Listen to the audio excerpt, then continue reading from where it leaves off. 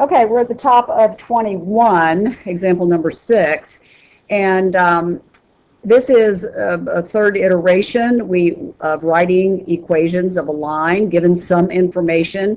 Let's review. We have the y is equal to mx plus b, that's a b, and this is called the slope-intercept form because you have the slope and you have where it cuts through the y-axis identified. And then we have the point slope formula, which was y minus y sub 1 is equal to m times parentheses x minus x sub 1, where you have a point on the graph, x1, y1, but it's not necessarily where it cuts through the y-axis. So these are two ways to write an equation of a line, but they both need the slope. So when they ask us on example 6a, write an equation of a line and do it in the point slope formula and then turn it into the slope intercept form, which we did on the prior page. But they don't give me the slope. They give me 2 points on the line. And you go, well, okay, in order to write either one of these, I've got to have the slope. So that's the first thing I'm going to do, is I'm going to use the slope formula, y2 minus y1 over x2 minus x1, or remember, you can write it y1 minus y2 over x1 minus x2.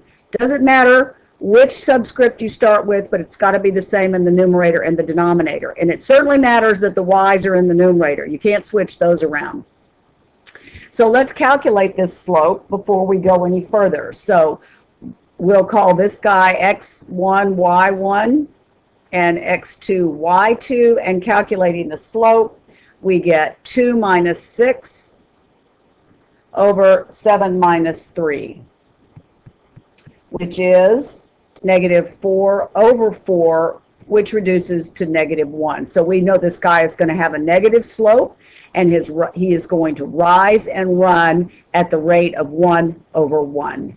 So now we can do what we need to do, what they're asking us to do. We can write a point slope formula. So point slope is y sub what is this guy right here. So now you go, well, how do I know which point to pick? I've got 2 points, and I've only got 1 point that I'm putting in this formula. The answer is it doesn't matter. You're going to get the same exact equation no matter which point you put in there once you reduce it and you put it in y-intercept form, slope-intercept form. So I'll just pick the first point. It doesn't really matter. And remember, it's y minus y sub 1 equals mx minus x sub 1.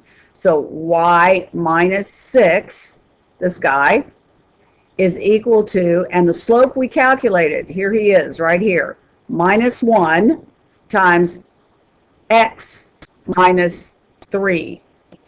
So it doesn't matter which point you pick, but you can't pick an x from this one and a y from this one. That doesn't make sense. So there's our point slope formula. That's the first thing they asked us to do. And now we need to take him and clean him up and get him to where he looks like the slope intercept form. So we're going to distribute the slope. So we have minus x plus 3, minus 1 times minus 3, and we need to solve for y. Y needs to be alone. So we're going to add 6 to both sides, and we're going to get y is equal to minus x plus 9. And that, algebra friends, is the slope-intercept form of this equation. These are the exact same line. When you go to graph this, you're going to have the exact same line, but it's written in 2 different ways. So I want you guys to do B and C. Give yourselves a little bit of practice on B and C. And I want to go down and talk about this one. A line has an x-intercept of 5. We haven't talked much about the x-intercept, but it would make sense that that's where it crosses the x-axis. And a y-intercept of negative 2. Write its equation in slope-intercept form. Hint, sketch first. So here's a little sketch of what we've got going. They tell us that it crosses the x-axis at this point right here. The coordinates of that point are 5, 0. And it crosses the y-axis right here at 0, -2. So now that we have these 2 points, of course, we can calculate the slope. And we know where it crosses the y-axis, so all we need to do is find the slope between 0, -2, and 5, 0. So you can either get it from the graph if you can count the rise over the run, or you can do the calculation. So I'm going to call this x1, y1, and x2, y2. So we have 0.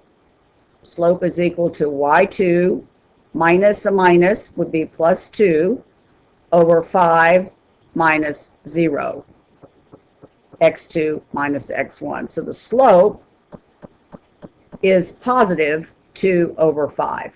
So now we have all the information that we need to write it in slope-intercept form. Remembering slope-intercept form, y is equal to mx plus b, where we need to fill in the slope and we need to fill in where it crosses the y-axis. So y is equal to 2/5 x, and they told us that it crosses the y-axis at -2, so that's a no-brainer. So that is the slope-intercept form of this situation where they gave us an x-intercept and a y-intercept. Thanks for watching.